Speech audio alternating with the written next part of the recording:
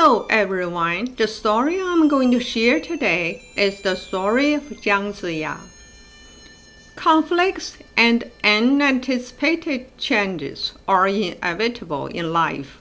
Happiness is but a drop in the sea of suffering. It's difficult for others to understand the extent of our miseries.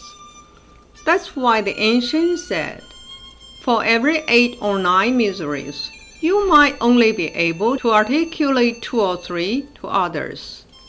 The darkness of times, however, may just be the final moment before dawn arrives. Hope may appear at the most hopeless time. That's why it's crucial to be resolute and persevere during tribulations. Adversities serve to temper people.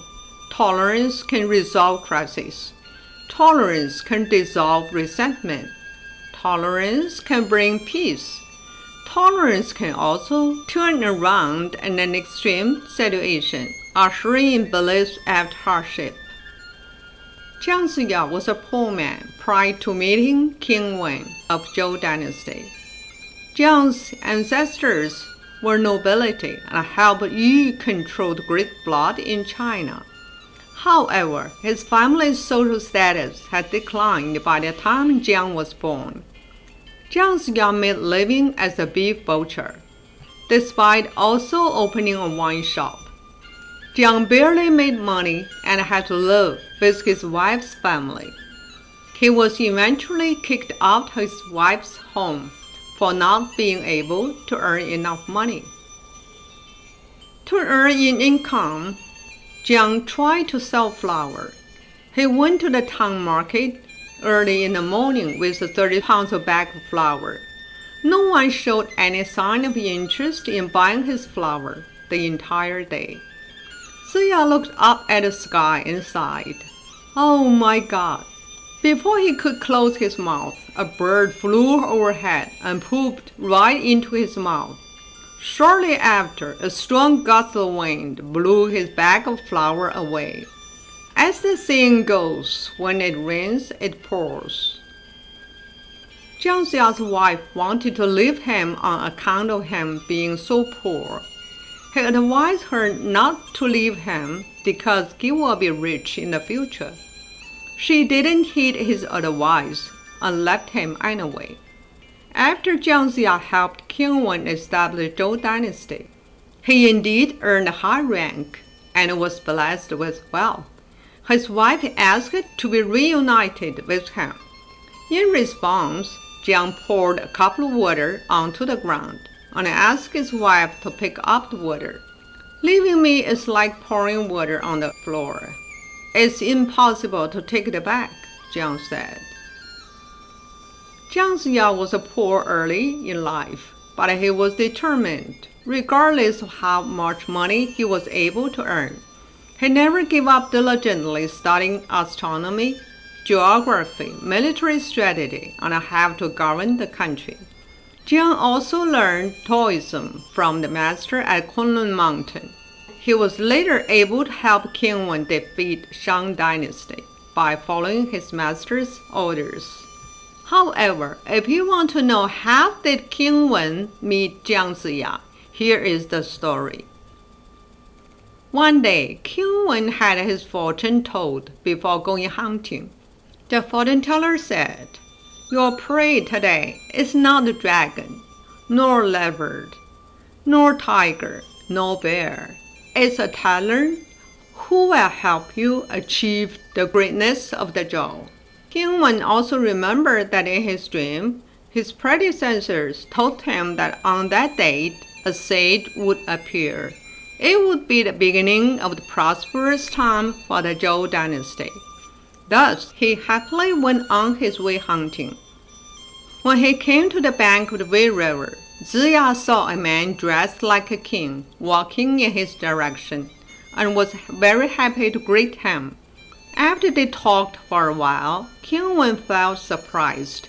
He found this poor old fisherman clearly understood world affairs and the governance of the country. He respected him from the bottom of his heart. King Wen also found that the old man knew the art of the 5 elements and the art of war. When King Wen saw that the hook Jiang Ziya used was straight, he asked him curiously, "Why do you go fishing with straight hook?" Ziya said, "The fish I want to catch will be voluntarily hooked. I don't need to use a curved hook to force the fish. If it wants to come, it will just come. If it doesn't want to come, forget about it." King Wen immediately realized that this was a hint, referring to himself being thirsty for talent. So he said, "Yin Zhou is tyrannical and people are suffering.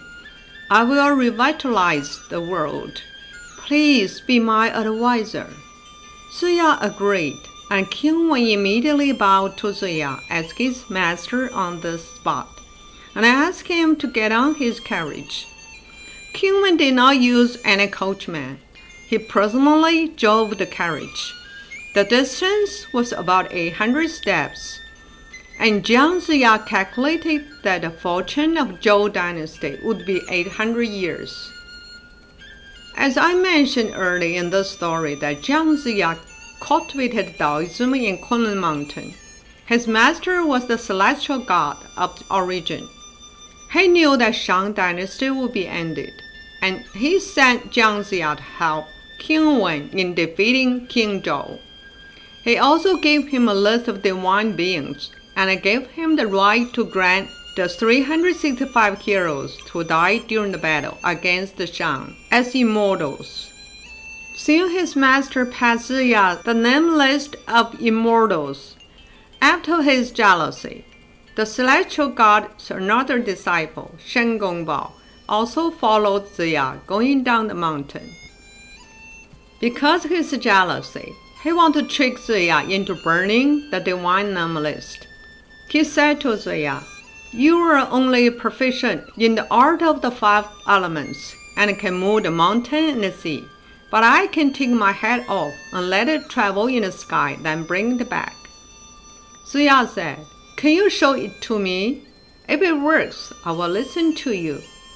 Shen immediately took off his head and threw it to the sky. It was rotating only for a little while before it became a small black dart in the distance. At this moment, the immortal of the south saw the head and became concerned that Ziya might be tricked into burning the divine name list. So he asked his son to change into a white crane. The white crane flew into the sky and retrieved Shen Gongbao's head. The immortal of the south told Ziya, "Shen Gongbao used a minor trick in hopes of cheating you. Now, if his head does not come back to him in 45 minutes, he will die." Ziya had great mercy and asked the immortal of the south to excuse Shen Gongbao, not to kill him. The immortal had the white crane return the head to Shen Gongbao. At last, Shen Gongbao was punished anyway. After King Wen's death, Jiang Ziya continued to assist King Wu, who was King Wen's son, and led army directly to the capital of Chaoge. There were 5 major checkpoints that were the last barriers in fighting King Zhou. Fortunately, at each checkpoint, there were immortals who came to help. When fighting at Qinglong checkpoint, the supernatural Naja came to help, and they successfully broke through. When the 600,000 invading soldiers arrived at the capital city of Chaoge, King Zhou felt like he had just woken up from a dream.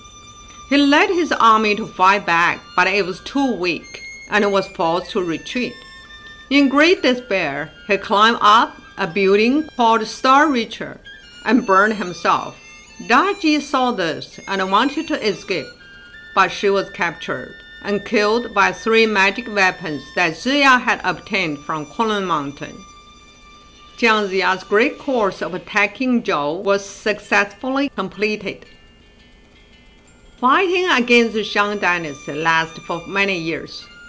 In the long fight, Jiang Ziya experienced death for 7 times, but in the end, everything was fine, and the King Wu was able to successfully rule the country. Finally, Following his master's order, Ziya granted 365 heroes who had died in the battle to become immortals and enter fairyland. Thank you very much for listening to the story. More touching stories will be ready for you if you just subscribe it. Thank you again.